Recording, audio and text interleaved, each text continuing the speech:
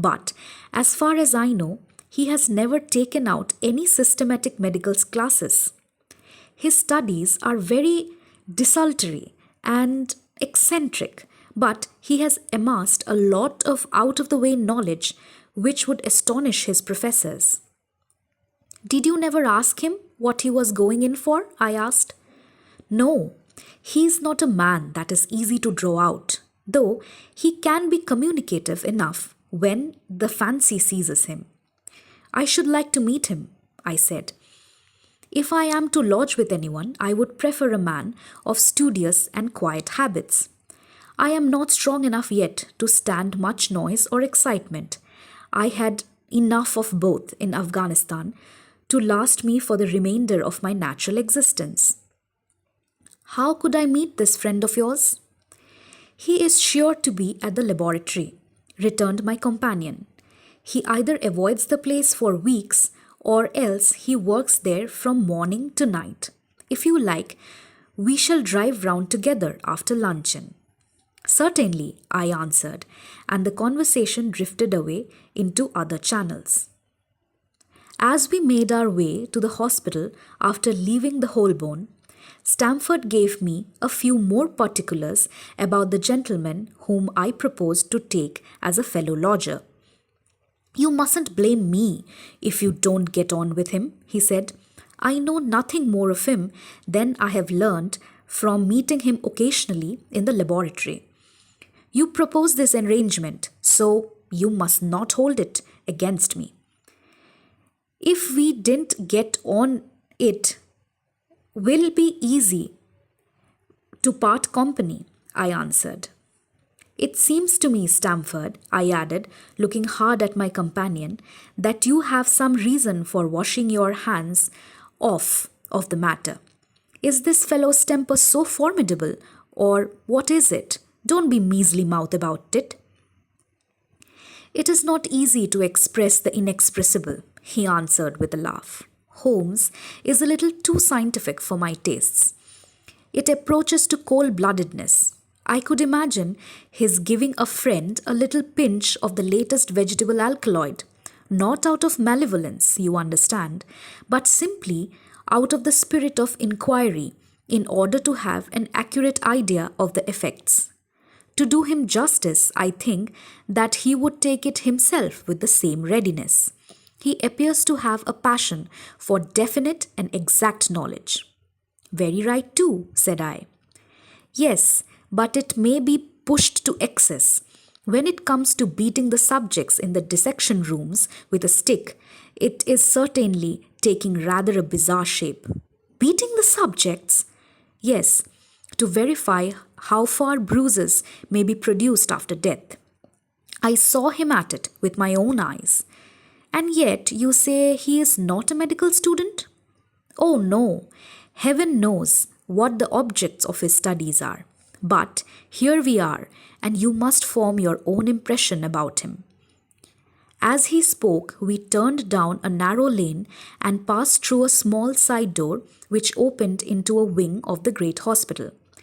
It was familiar ground to me, and I needed no guiding as we ascended the bleak stone staircase and made our way down the long corridor with its vista of whitewashed wall and dun-coloured doors.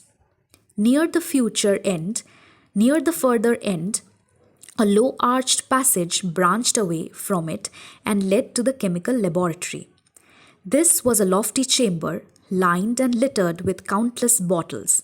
Broad, low tables were scattered about with bristled retorts, test tubes, and little Bunsen lamps, with their blue flickering flames. There was only one student in the room who was bending over a distant table, absorbed in his work. At the sound of his steps, he glanced round and sprang to his feet with a cry of pleasure. I found it! I found it! He shouted to my companion, running towards us with a test tube in his hand. I have found a reagent which is precipitated by hemoglobin and by nothing else. Had he discovered a gold mine, greater delight could not have shone upon his features. Dr. Watson, Mr. Sherlock Holmes, said Stamford, introducing us. How are you? He said cordially, gripping my hand with a strength for which I should have hardly given him credit. You have been in Afghanistan, I perceive. How on earth did you know that? I asked in astonishment. Never mind, said he, chuckling to himself. The question now is about hemoglobin. No doubt you see the significance of this discovery of mine. It is interesting, chemically, no doubt, I answered, but practically, why, man? It is the most practical medico-legal discovery for years. Don't you see that it gives us an infallible test for bloodstains? Come over here now. He seized me by the coat sleeve in his eagerness and drew me over to the table at which he had been working. Let us have some fresh blood, he said, digging a long bodkin into his fingers and drawing off the resulting drop of blood in a chemical pipette. Now, I add this small quantity of blood to a liter of water. You perceive that the resulting mixture has the appearance of pure water. The proportion of blood cannot be more than 1 in a million. I have no doubt, however, that we shall be able to obtain the characteristic reaction. As he spoke, he threw into the vessel a few white crystals and then added some drops of transparent liquid. In an instant, the contents assumed a dull mahogany color, and a brownish dust was precipitated to the bottom of the glass jar. Ha ha! He cried, clapping his hands and looking as delighted as a child with a new toy. What do you think of that? It seems a very delicate test, I remarked. Beautiful, beautiful. The old Gaussian test was very clumsy and uncertain, so in the microscopic examination of blood corpuscles, the latter is valueless if the stains are a few hours old. Now, this appears to act as well whether the blood is old or new.